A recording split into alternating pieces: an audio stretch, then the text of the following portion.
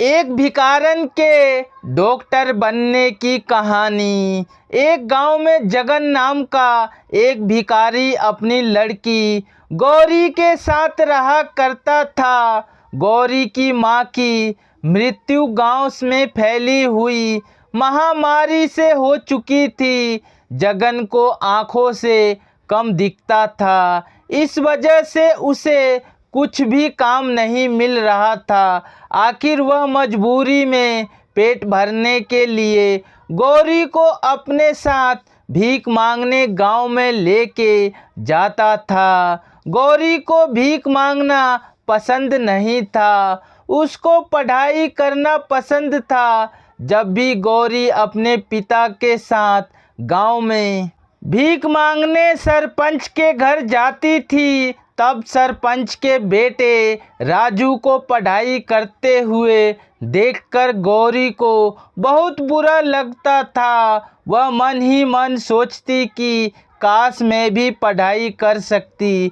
सरपंच की पत्नी रोज गौरी को देख के ताना मारती थी। उस दिन सरपंच की पत्नी राजू को बोली कि दरवाजे पर जो भिखारी आया होगा उसे बासी खाना दे और जाने को बोल। सरपंच की पत्नी बोली कि गांव में एक भी हॉस्पिटल नहीं है और इन भिखारी लोगों की महामारी जैसे बीमारी मेरे बच्चे को लग गई तो मैं क्या करूंगी। इन सब बातों को सुनकर वह बहुत दुखी हो गए और घर चले गए। अगले दिन गौरी बोली, बाबा गांव के सब लोग हमारे पास से दूर क्यों चले जाते हैं, हम इतने बुरे हैं क्या। उसके पिता उसे बोले, अरे नहीं बेटा, बुरेपन के विचार हमारे गरीबी में और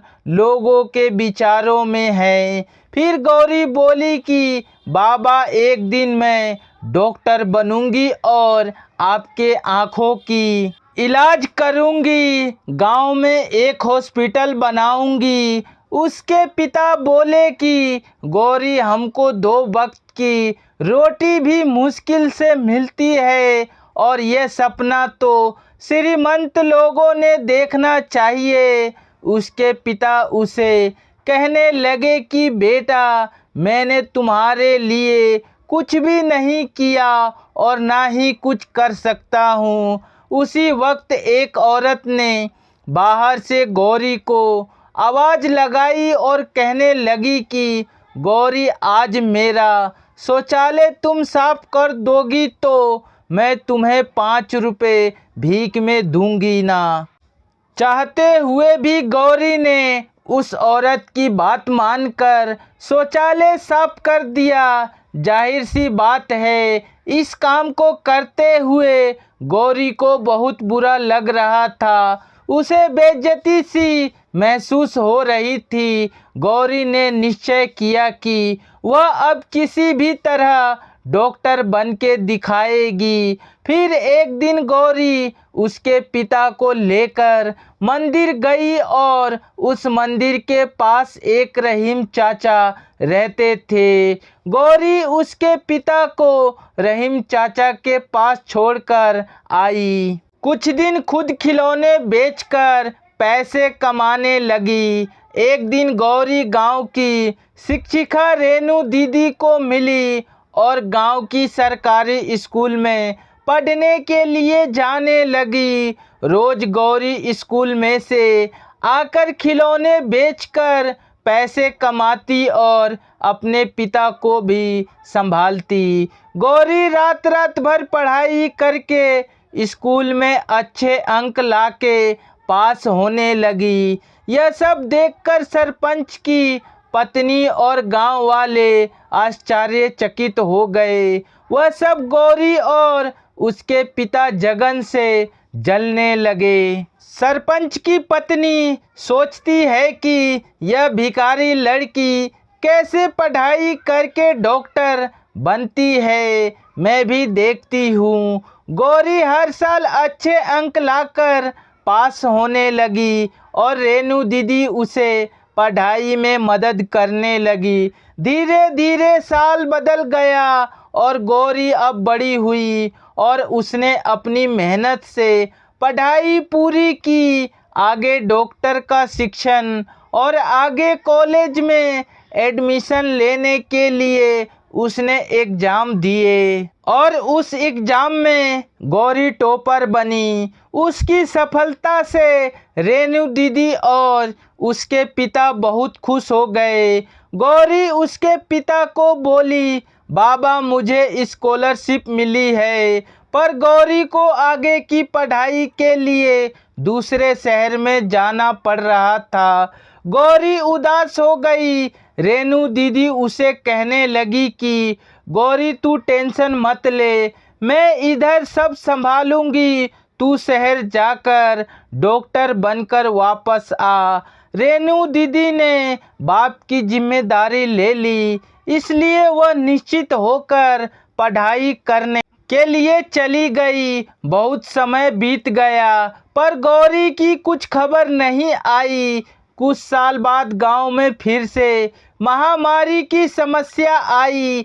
कई गांव वालों के साथ गौरी के पिता और सरपंच का लड़का राजू भी महामारी के चपेट में आ गया और शहर जाकर हॉस्पिटल में भर्ती हुए। पर कई दिनों से वहां डॉक्टर ही नहीं आए थे। सब उदास होके भगवान से प्रार्थना करने लगे। अचानक एक नर्स उधर आई और बोली, आपको चिंता करने की कोई ज़रूरत नहीं, क्योंकि सरकार की तरफ से शहर की सबसे बड़ी डॉक्टर इनका इलाज करने आ रही हैं। यह खबर सुनकर गांव वाले बहुत खुश हो गए। हॉस्पिटल के सामने बहुत बड़ी कार आकर रुकी और उसमें से एक डॉक्टर नीचे उतरी।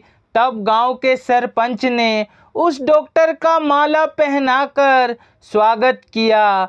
जब डॉक्टर उनके पास आई तो सब आश्चर्यचकित हो गए। वह डॉक्टर कोई और नहीं, वो तो वही लड़की थी जिसे वह भिखारन गौरी के नाम से जानते थे। उसने अपने पिता का आशीर्वाद लिया और सब गांव वालों का इलाज करना शुरू किया।